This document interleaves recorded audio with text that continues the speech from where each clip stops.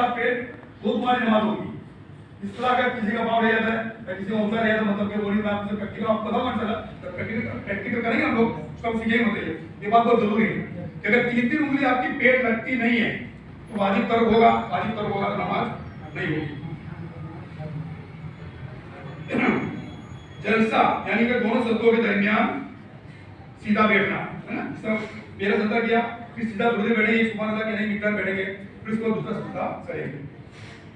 हर रकात में 2 मरतबा सजदा करना, 2 से ज्यादा सजदा नहीं करना चाहिए।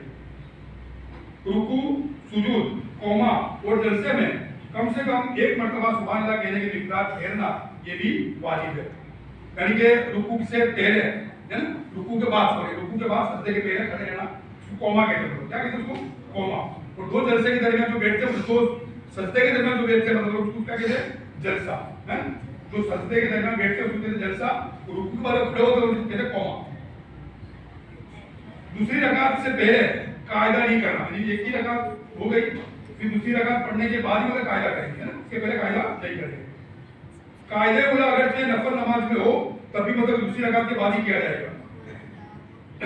2 कायदे होते हैं, 4 रकात नमाज पढ़ेंगे क्या होगा? 2 कायदे होंगे। पहले कायदे क्या बोलेंगे? कायदे उला, या क्या बात है? कायदे उला।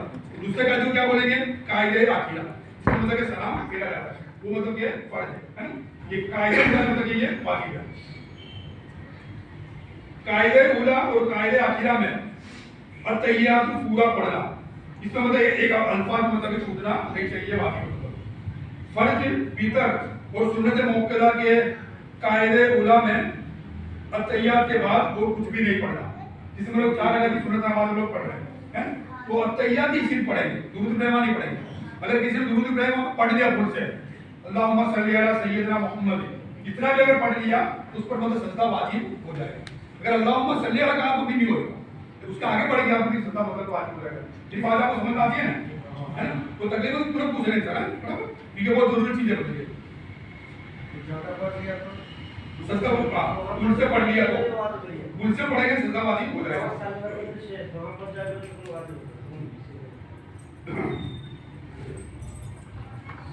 जो मतलब जैसे मगरिब की नमाज है, सुबह की नमाज है और इशा की नमाज, उसमें मतलब क्लियर करें हम लोग तो थोड़ी आवाज ऊंची रहेगी। अकेले नमाज पढ़ते हो, अकेले नमाज इतनी ऊंची भी नहीं होनी चाहिए कि दूसरों को तकलीफ पड़े, है ना।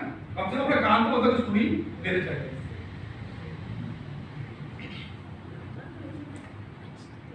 वितर नमाज में दुआए कुनूत की तकबीर अल्लाहु अकबर कहना, जो वितर जो पढ़ते हैं मतलब है ना, तो तकबीर किसी रकात के बाद तकबीर हाथ भागे मतलब हाथ बांधने के